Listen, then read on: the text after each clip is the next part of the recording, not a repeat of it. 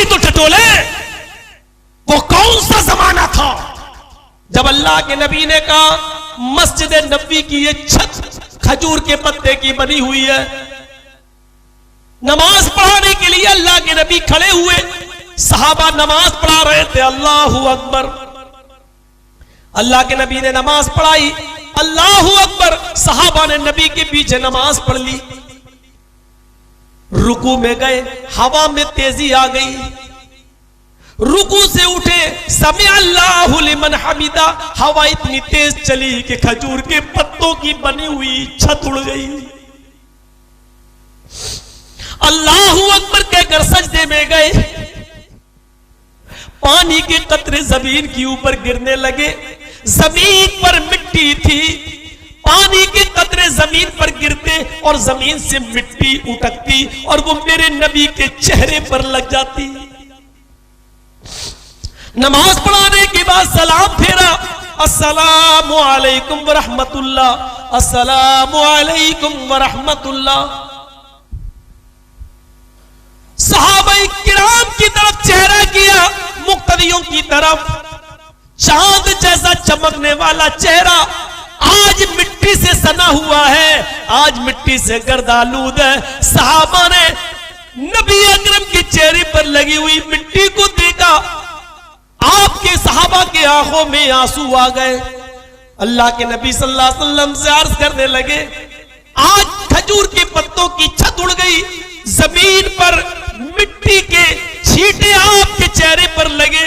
अल्लाह के नबी इस मस्जिद की तामीर के लिए आगे बढ़िए, इसके ऊपर कोई छत डलवा देते हैं ताकि बारिश के कतरे जमीन पर ना आए। अल्लाह के नबी ने जब ऐलान किया कि लोगों इस मस्जिद के लिए, मस्जिद नबवी के लिए कुछ लोग चंदा दो, उस्मान गनी एक तरफ से उठते कहते हैं, आय अल्लाह के नबी किसी से 1 रुपया लेने की, 1 पैसा लेने की जरूरत नहीं है। मस्जिद नबवी के लेंटर के लिए जितने रुपए, जितने पैसे, जितनी रकम की जरूरत है उस्मान गनी अकेले देने के लिए तैयार है। मेरे भाइयों, ये वो जमाना था लोग नबी अकरम के चेहरे पर पड़ने वाली मिट्टी क्यों नहीं देखते थे तो एहसास हो जाया करता था। आज हमारी हालत क्या है? आज 1-2 रुपए, 100 रुपए, 200 रुपए ऐसे देते हैं जैसे लगता है हमारी रूह निकल रही हो। मेरे भाइयों, यही चीजें तो काम आएंगी, यही चीजें तो काम आएंगी। यही तो कहा, युकीमून अस्सलाह व मिम्मा रज़क़नाहुम युनफ़िक़ून। जो हमने रिज़्क़ दिया उसमें से खर्च करते हैं। हिजरत करके जब अल्लाह के नबी मदीना पहुंचते हैं, आपको मालूम होगा मदीने के अंदर मस्जिद नबवी ऐसे खजूरों के पत्तों की छत की बनी हुई थी और मगरिब की नमाज अंधेरे में पढ़ी जाती थी। ईशा की नमाज सहाबा किराम और अल्लाह के रसूल बहुत लेट पढ़ा करते थे, अंधेरे में नमाज होती थी। मदीने में कोई घर ऐसा नहीं था जिस घर के अंदर थोड़ा सा तेल मिल जाए जो मस्जिद नबवी में चिराग जलाने के काम आ जाए। इतने गुर्बत का जमाना था, इतनी गुर्बत का जमाना था कि मस्जिद नबवी कई दिनों तक बनने के बाद अंधेरे में फजर की नमाज, इशा की नमाज और मगरिब की नमाज अंधेरे में पढ़ी जाती थी। एक दिन का वाकया है, हजरत तमीम दारी अपने घर से एक चिराग ले गए। एक्स्ट्रा चिराग आ गया, तेल डाला, रुई लगाई कॉटन और चिराग जला दिया और इशा की नमाज के वक्त में ले जाकर मस्जिद नबवी में रख दिया। ये पहला दिन था मस्जिद नबवी बनने के बाद, ये पहला दिन था चिराग जलने का। अल्लाह के नबी जब हुजरा आयशा से निकले और नमाज पढ़ाने के लिए जब आगे बढ़े तो आपने रोशनी देखी। जब रोशनी देखी तो आपका चेहरा खिल गया। सहाबा किराम के खिले हुए चेहरों को देखा, आप मुसल्ला इमामत पे आगे बढ़ गए। पूछा, ये चिराग आज इस मस्जिद में किसने रोशन किया है? ये चिराग आज इस मस्जिद में किसने जलाया है?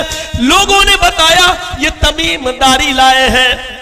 हजरत तमीम दारी कहते हैं, अरे अल्लाह के नबी, आज मेरे पास एक चिराग का और इंतजाम हो गया मजीद, तो मैं ले आया कि अल्लाह के घर में अंधेरा क्यों रहे। अल्लाह के नबी की जबान से जो जुमला निकला वो जुमला ये था,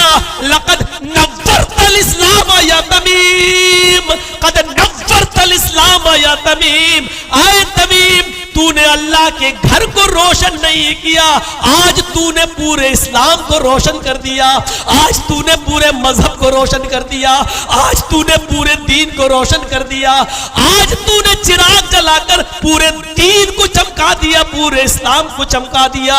ये सूरत हाल थी। उस जमाने में भी लोग अंधेरों में नमाज पढ़ा करते थे। मेरे भाइयों, एक बार ग़ज़वा तबूक के लिए जब ऊँटों की जरूरत पड़ी तो अल्लाह के नबी ने कहा कोई है जो 100 ऊँट दे। उस्मान गनी उठे कि मैं 100 दे रहा हूं। आपने फरमाया कोई और है जो 100 दे। उस्मान उठे कि मैं 100 और दे रहा हूं। आपने कहा उस्मान के अलावा कोई और है जो 100 ऊँट और दे दे। तीसरी बार उस्मान उठे कि मैं और दे रहा हूं। आपने कहा उस्मान तुम 300 दे चुके हो, अब तुम चुप रहो, तुम नहीं बोलोगे। कोई और है उस्मान के अलावा जो 100 ऊँट और दे दे। तो उस्मान फिर चौथी बार उठे कि मैं 100 और दे रहा हूं। अल्लाह के नबी ने कहा उस्मान तुम 400 दे चुके हो, अब तो रहने दो, अब तुमसे नहीं मांग रहे। कोई उस्मान के अलावा कोई और है जो 100 ऊँट दे दे। पांचवी बार भी उस्मान उठते कि अल्लाह के नबी मैं दे रहा हूं 100 ऊँट। आपने कहा उस्मान अब तुमसे नहीं कहता। छठी बार भी वही उठे। आपने कहा उस्मान अब रहम करो, अब बद दो, तुम 600 दे चुके हो। सातवीं मर्तबा आपने दूसरों से मांगा, लेकिन सातवीं बार भी उस्मान उठे। आपने कहा उस्मान तुम मांगोगे नहीं, और अब मुझे शर्म आती है कि बार बार मांगू और तुम उठोगे, तुमसे कितने ले। जब 700 ऊँट उस्मान दे चुके तो अल्लाह के नबी ने कहा सुनो, अभी अभी जिब्रील मेरे पास आए और कह कर गए कि उस्मान से कह दो आज उस्मान ने इतना बड़ा नेक काम किया है, आज इतनी बड़ी दीन की खिदमत की है। अल-यौम आज के बाद लोगों सुन लो, माज़र्रा उस्मान, माज़र्रा उस्मान, माज़र्रा उस्मान, मामिला बादल यौमी कत्तू। आज के बाद अगर ये उस्मान एक भी नेक काम न करे, एक भी नेक अमल न करे, अल्लाह इसको फिर भी जन्नत देकर रहेगा। अल्लाह उस्मान को जन्नत में दाखिल करके रहेगा।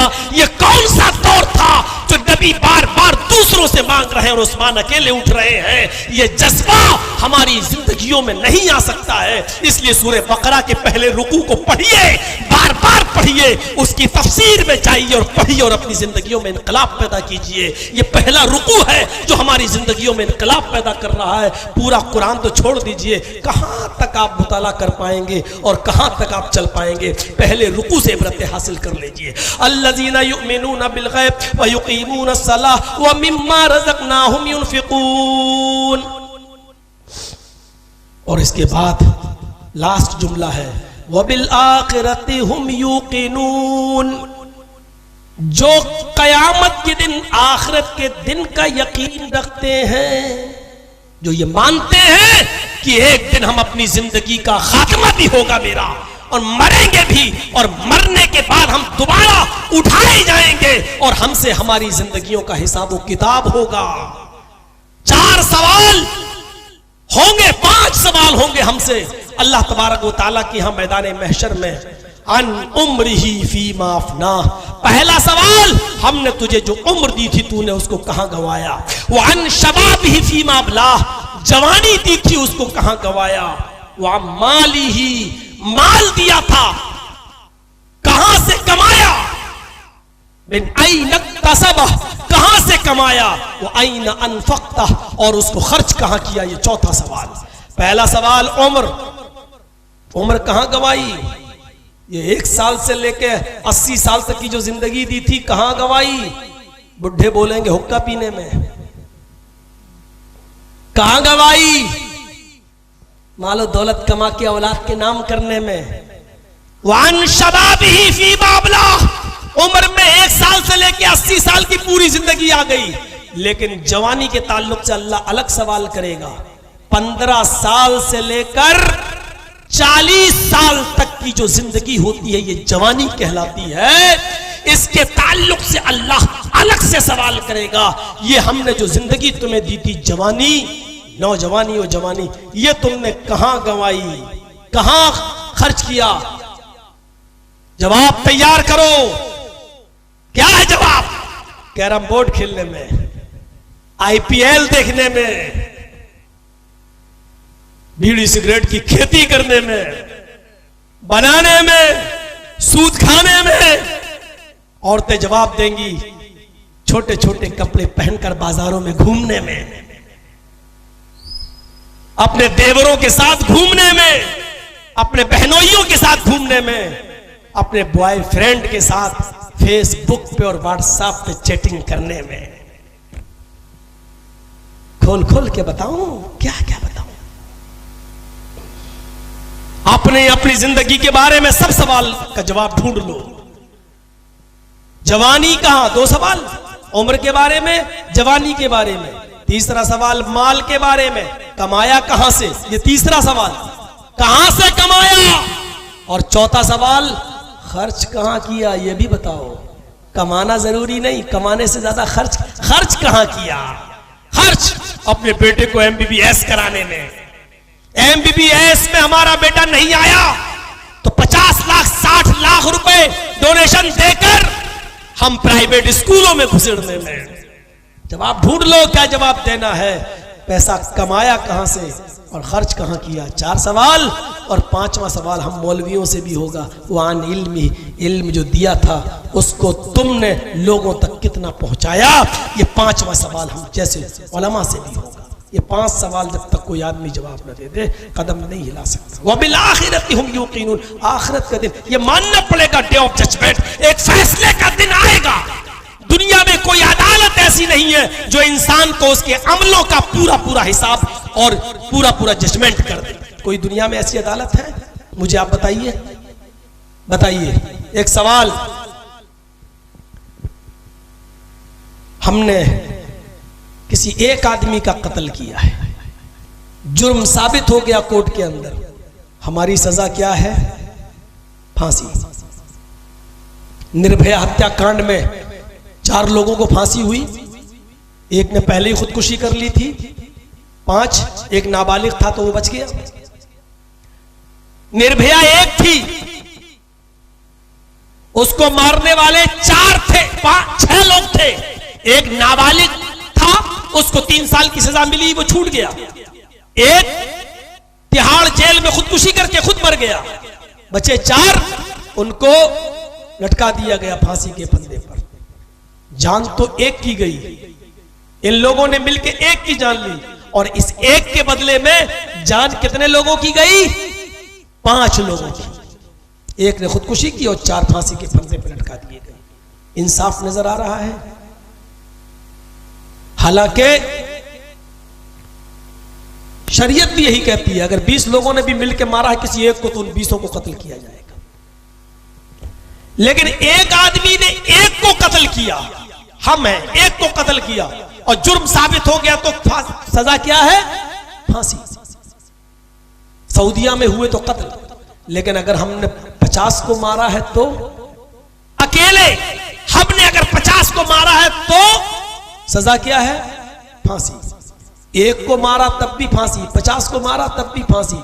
जिन हमने 50 को मारा तो हमें एक फांसी लग रही है, तो ये एक आदमी के कत्ल की सजा हुई।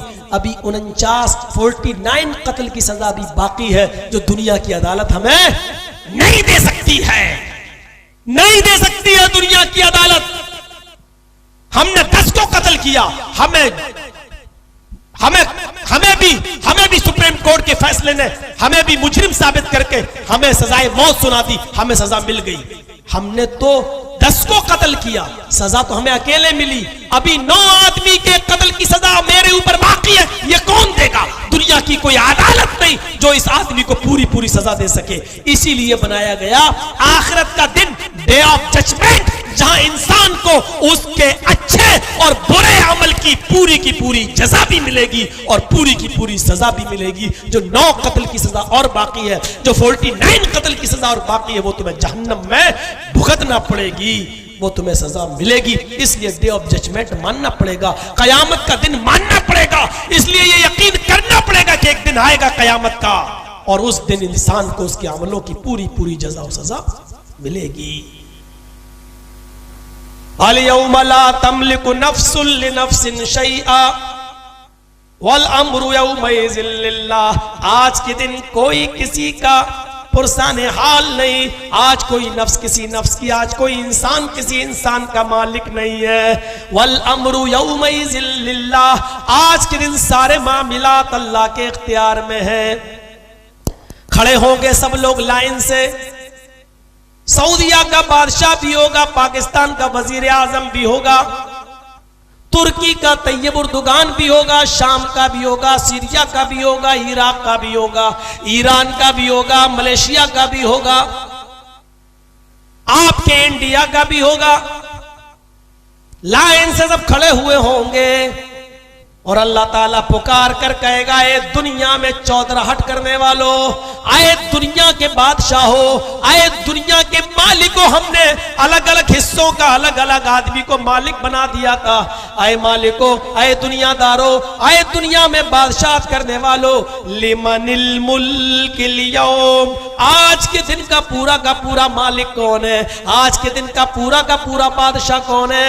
आज के दिन बादशाह किसके हाथ में है? चीख कर कहेंगे लोग, लिल्लाहिल वाहिदिल कहार, आज के दिन का पूरा बादशाह तो अल्लाह है जो अकेला है और जबरदस्त है। वाहिद और कहार है, वो अकेला और जबरदस्त है। आज के दिन की पूरी बादशाह तो उसी के हाथ में है। उस दिन का भी यकीन हमें करना है। इतनी चीजों के बाद मेरे भाइयों, अब आइए मेरे उस जुमले पर जिस पर मैं अपनी तकरीर का इख्तिताम कर दूंगा, और इसी कामयाबी के ऊपर कल मजीद बातें आपके सामने आएंगी। जरा सुनिएगा, इतनी चीजें बताने के बाद, कितनी चीजें, ज़ालिकल किताबु ला रैब फीह, इस किताब की तिलावत जब करो तो शक व शुबहे से इस किताब को बिल्कुल पाक समझो, इसमें डाउट ना करो। पहली चीज हुदल लिल मुत्तकीन, दूसरी चीज ये कि जब कुरान पढ़ो तो तकवा हो, डर हो, तब तो तुम्हारी जिंदगी में हिदायत आएगी। अगर डर नहीं है, अल्लाह का खौफ नहीं है, तो हिदायत तुम्हें नहीं मिलेगी। दूसरी चीज, तीसरी चीज, अल्लज़ीना युमिनूना बिल गैब, छुपी हुई चीजों पर, जहन्नम, जन्नत, अल्लाह, फरिश्तों पर ईमान रखो, और जैसे बताया गया उस तरीके से ईमान इसके ऊपर होना चाहिए। जो लोग ये रखते हैं, वह युकीमून सलाह, और जो नमाज कायम करते हैं, अपने वक्त पर नमाज को पाबंदी के साथ पढ़ते हैं, हलाल और हराम का ख्याल रखते हुए हलाल रिज़्क़ खाकर नमाज के लिए जाते हैं, हराम से बचते हैं। उसके बाद बताया गया वह मिम्मा रज़क़नाहुम युनफ़िक़ून, और जो हमने रिज़्क़ उतारा उसमें से वो खर्च करते हैं। और फिर चीज है वल्लज़ीना युमिनूना बिमा उन्ज़िला इलैका व मा उन्ज़िला मिन क़ब्लिक, और कुरान पर भी यकीन रखते हैं। कुरान से पहले जो हमने किताबें उतारी, तौरात, ज़बूर, इंजील, उन पर भी उनका ईमान है कि ये भी अल्लाह की किताबें थी, अल्लाह ने नाजिल की थी, लेकिन इनके मानने वालों ने इनमें गड़बड़ी कर दी, और इसने असली में बहुत सी चीजें नकली मिला दी। अब ये किताबें मनसूख हो गई, लेकिन तौरात, ज़बूर, इंजील सब आसमानी किताबें थी। कुरान पर भी ईमान, और कुरान से पहले जो किताबें नाजिल हुई उन पर भी ईमान। व बिल आखिरति हुम यूकिनून, और जो कयामत के दिन पर यकीन रखते हैं। इतना काम करने वालों को अल्लाह ताला क्या कह रहा है?